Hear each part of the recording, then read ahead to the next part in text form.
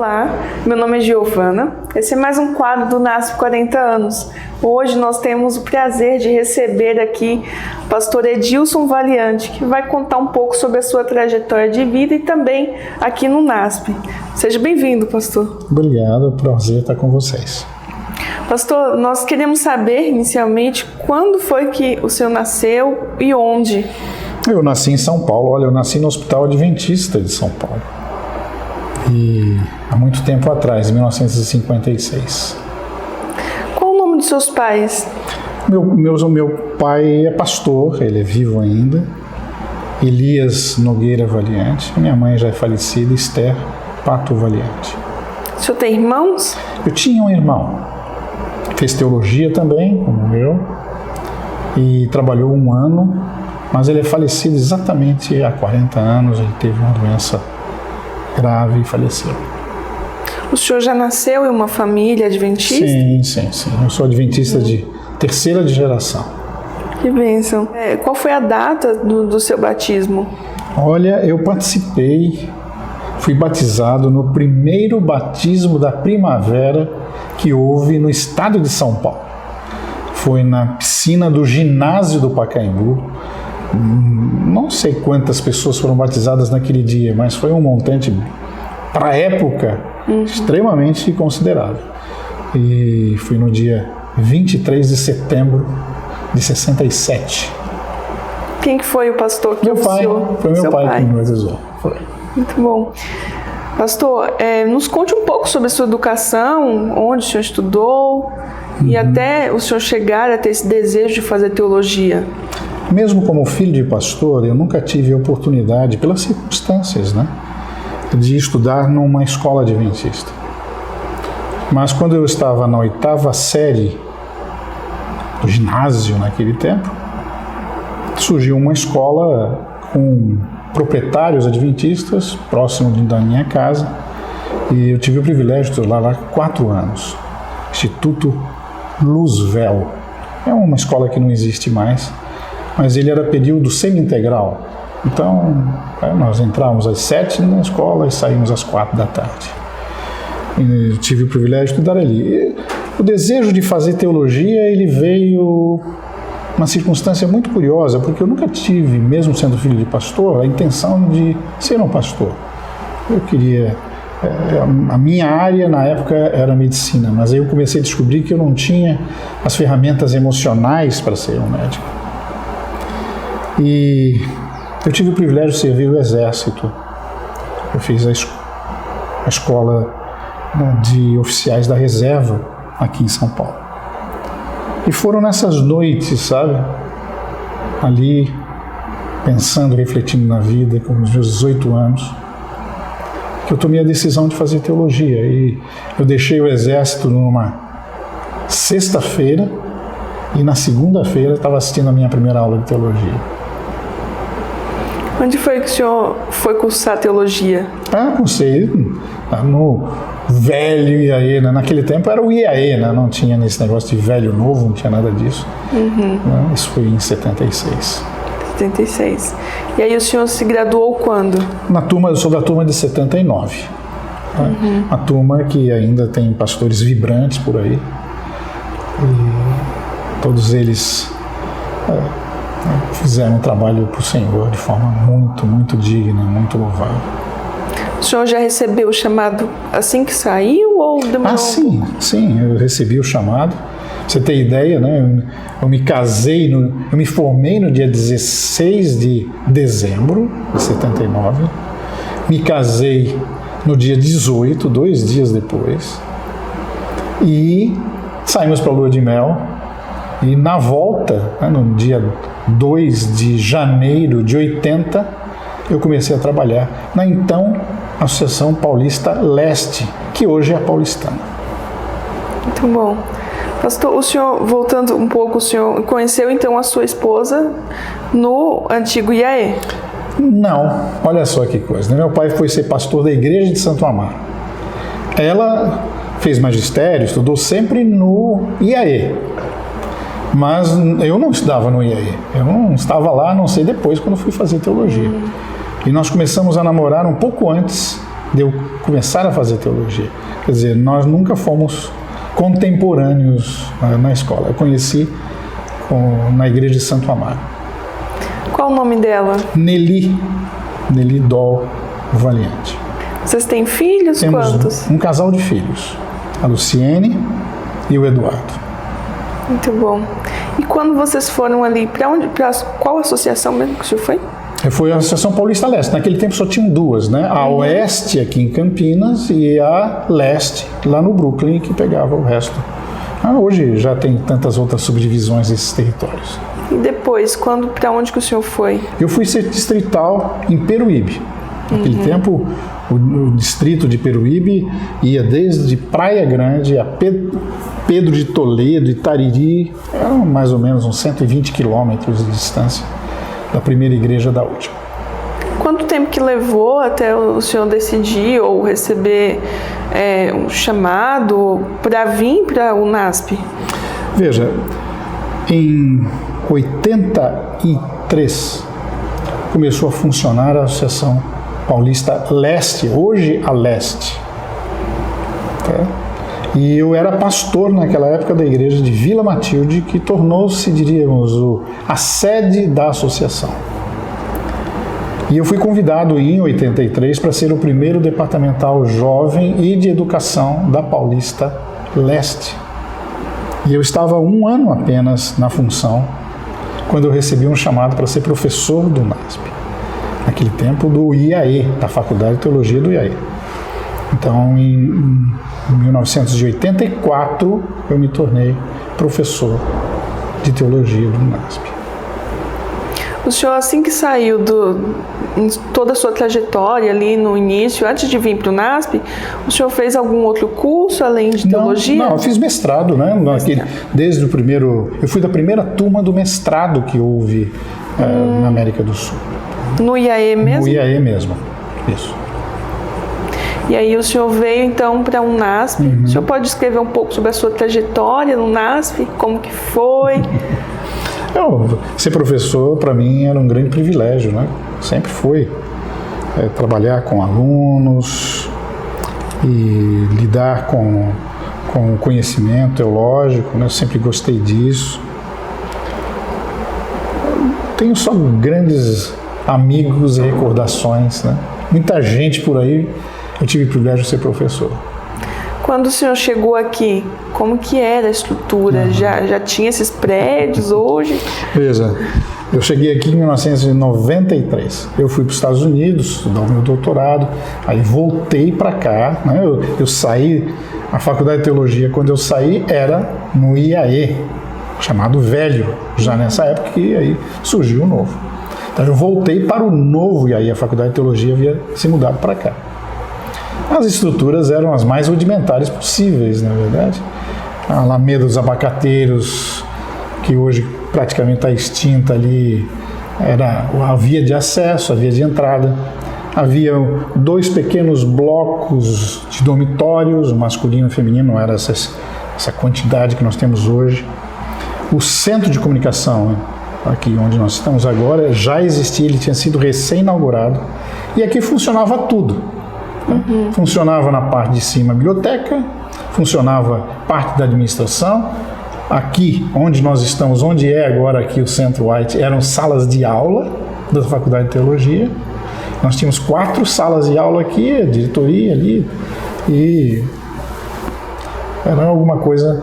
Não tinha telefone, não tinha 1 centímetro quadrado de asfalto, não tinha muita coisa. Todo esse prédio, né, de aulas hoje não existia nada, a igreja não existia. Né? Existia o restaurante, o refeitório, com as estruturas ali como mais ou menos de hoje, uma pequena porção do dormitório masculino, uma pequena porção do feminino e o centro de comunicações. O senhor esteve presente assim no início, desde o momento da compra? Muito curioso tudo isso, né? Em 1983, quando, depois de ter sido desapropriado do governo, né, ter, diríamos, pego a maior parte do campus São Paulo hoje, a igreja partiu para novas novos locais para fazer mudança, olhando os valores de Ellen White, lendo tudo que tinha a respeito. E o que aconteceu foi que nós fomos convocados, eu era como departamental de educação da Associação Paulista Leste, eu era mesário da União. E num determinado dia nós viemos no Campus São Paulo, ali no auditório central, né, do Campus São Paulo. E tivemos ali uma reunião administrativa onde foram apresentadas 2 fazendas para compra. Uma fazenda A, uma fazenda B, em tal lugar, em tal lugar. E quando passaram os votos para a compra da fazenda, qual seria a melhor delas, deu empate. E o presidente da União, que era o pastor Borba, ele ficou muito receoso de tomar o voto Minerva numa votação assim, muito próxima. E as coisas ficaram no vácuo, vamos rever, vamos estudar. Um período muito curto depois, nós fomos convocados de novo para uma comissão administrativa, agora na União, que era lá em São Paulo, e tinha uma outra fazenda, uma terceira fazenda.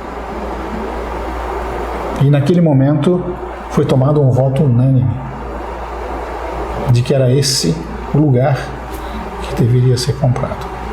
E eu me recordo muito bem as palavras do pastor Borba. Ele dizia assim: a fazenda hoje é uma fazenda de laranjas. A laranja não significa praticamente nada, porque nós não vamos cultivar laranjas. E no final daquele ano, depois da compra dessa propriedade, houve uma geada, uma nevasca, uma semi-nevasca muito forte na Flórida e matou todos os laranjais americanos que eram ali na região. E o valor internacional da laranja subiu exponencialmente, a ponto de, da primeira safra, da primeira colheita de laranjas dessa propriedade, pagar o que ela valia. Você veja como as bênçãos de Deus. Existem muitos milagres relacionados à compra dessa propriedade. Muitas e muitas. Eu acho que havia uma propriedade básica, uma fazenda básica, e foram anexadas outras pequenas fazendas e sítios que tinham aqui em volta, o que forma hoje aquilo que nós chamamos a fazenda do NASP. Muito bom, muitas bênçãos, né? Pastor, o senhor veio como professor de teologia, sim. Então, como que era o curso de teologia? Ele tinha sido recém-aberto ou ele foi transferido? Ele foi transferido, foram feitas adaptações de matéria para que os alunos que viessem para cá, os alunos que vieram primeiro para cá, eles tinham feito 2 anos de teologia lá. Então eles vieram aqui para o 3º e para o 4º ano. Os outros ainda houve uma compensação e se formaram lá no campus. A nossa primeira formatura aqui foi em... Deixa eu ver, foi em 84. Aliás, desculpa, em 94. A primeira formatura de teologia. Por quê? Porque as outras formaturas foram lá. O currículo não havia sido alterado, nem mudado, nada disso. Apenas os processos começaram a se modernizar, né? Por exemplo, eu vim como professor de teologia e também era o coordenador acadêmico do curso. Então, nós começamos os primeiros processos de computação, sistemas de gravação de notas, sistemas disso, daquilo que hoje, né, existe uma forma muito mais sofisticada, mas nós começamos isso lá em 93.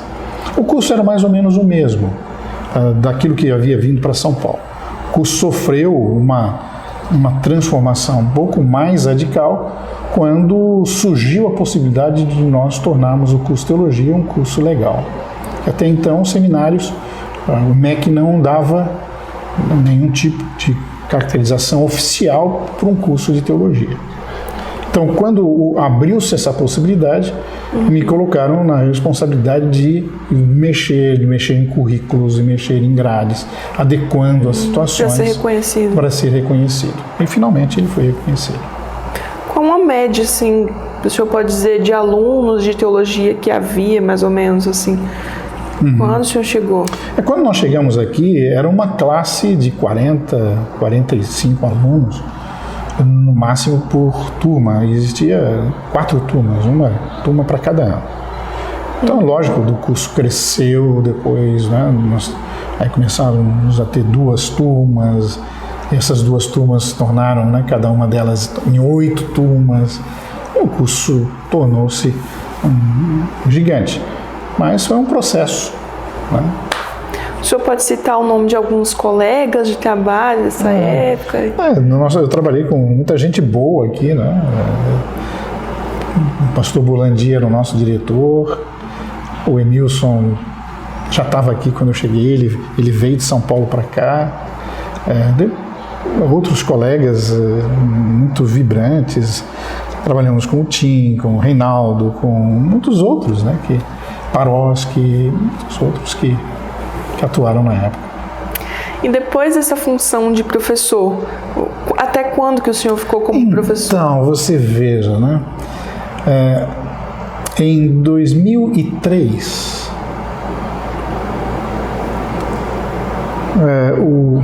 a igreja do NASP ficou sem pastor. O pastor Amin, que era o pastor anterior, foi chamado para ser o diretor na Faculdade de Teologia. O pastor Burlandi, que era o diretor, jubilou-se e a igreja ficou sem o pastor. E eu tive a honra de ser convidado para ser o pastor. Recebi um chamado da Seção Paulista Central. Depois, lógico, de muita conversa e tudo mais. E eu tive o privilégio de ser o pastor da igreja aqui por 4 anos. E quais foram os projetos que vocês desenvolveram aqui na igreja? Veja, a igreja, ela estava, quando o pastor Amin entregou, ela estava semi-acabada. Tá? Nós tínhamos umas cadeiras provisórias, não havia tinta, não havia piso, o forro não existia forro, é apenas uma estrutura que a gente se abrigava dentro. Tá? Tanto é, anos antes, nós entramos na igreja, a igreja não tinha janela, não tinha nada. Ela não cabia mais no auditório central, a gente se reunia ali como igreja e entramos aqui. Para você se ajoelhar, nós criamos até um negocinho assim, um tapetinho de EVA. Eu devo ter em casa, talvez, eu preciso procurar. De EVA que a gente trazia para ajoelhar, que nós demos para todos os irmãos. Eu era diretor de escola sabatina, então fizemos uma festinha para todos. Então, se ajoelhar, para você não sujar sua roupa, porque se você ajoelhasse naquela igreja, você ia sair com as marcas de cimento em todo o corpo. Então, são situações. Quando o pastor Amin deixou, então já haviam as estruturas ali de janela, mas não tinha nenhum tipo de acabamento à igreja. Então, o meu objetivo nessa parte, né, de estruturas, não na parte espiritual, lógico, mas na parte de estruturas da igreja, foi minha responsabilidade. Então, nós colocamos o forro e finalmente inauguramos a igreja, né, em maio de 2006. Em maio de 2006, com a presença do presidente da Conferência Geral, presidente da divisão, etc. A igreja já praticamente como ela é hoje, né? Com carpete, com aquelas poltronas, a frente ali, o vitral que tem hoje. Então tudo aquilo ali foi feito nesse período de 4 anos em que eu tive o privilégio de estar à frente da escola. 2 coisas eu tenho a voltar nessa história antes de eu ser pastor aqui, que eu creio que é importante. Nós, juntamente com o pastor Douglas, que era primeiro preceptor, depois tornou-se o diretor de assuntos estudantis, nós criamos os projetos sociais aqui da escola. Gincana das Cores e outras festas, né, foram todas criadas, modéstia à parte, pela minha influência, pela minha participação direta naquele tempo. Outra coisa que já no tempo do pastor Bog, ele me colocou como responsável de ir atrás, foi a criação de uma rádio para o NASP. Então, toda essa parte legal, a busca, até a oficialização da rádio, eu tive o privilégio de encabeçar. Lógico que outras pessoas entraram com dinheiro, né? O Dr. Milton Afonso entrou com as partes da estrutura, dos equipamentos, etc., mas a parte legal, ela esteve sob minha responsabilidade. Isso ainda como professor. Sim. E qual foi, até quando o senhor ficou como Então, eu pastor? fiquei como pastor até no início de 2008. Tá? Eu acumulei funções de pastor aqui e na função de secretário ministerial da União por alguns meses, até que se conseguisse um novo pastor. Tá? E aí, então, fui para onde eu estou até hoje, já praticamente 17 anos. Na sua opinião, pastor, qual o diferencial do NASP em relação a outras instituições? Sabe, o NASP é um verdadeiro milagre. Do ponto de vista humano, meramente humano, não teria dado certo isso aqui. Nunca. Primeiro, você imagina trazer um grupo de meninas e meninos em pleno século XXI para conviver com valores no mesmo espaço é um verdadeiro milagre. Os milagres econômicos que Deus tem dado a essa escola, sabe, as produções, a despeito dos erros humanos, das decisões administrativas que talvez não tenham sido as mais sábias, em vários aspectos durante os anos, mas Deus sempre esteja à frente. Mas talvez o mais importante é que pelos seus frutos os conhecereis. Os frutos dessa escola estão espalhados no mundo todo. E gente muito boa. E gente pregando o Evangelho, gente testemunhando Jesus Cristo, e gente dando aula, e gente, sabe, desempenhando funções administrativas na igreja. Então, pelos frutos, a gente percebe que essa escola sempre foi e continua sendo uma bênção. O que o NASP representa hoje na sua vida? Então, veja, eu estou para me jubilar no final do ano. Moro aqui há 30 anos. Vim para cá, né? Só para você ter ideia, nós tínhamos que fazer compra de mês em Campinas, porque não havia estrutura em Arthur Nogueira, muito menos em Engenheiro Coelho. Engenheiro Coelho era uma pequena vilazinha. Não tinha nada aqui. Hoje tem de tudo, inclusive uma natureza gostosa, um ambiente culto, um ambiente saudável. O NASP, ele transformou certamente a minha vida. E eu pretendo continuar morando aqui. Muito obrigada.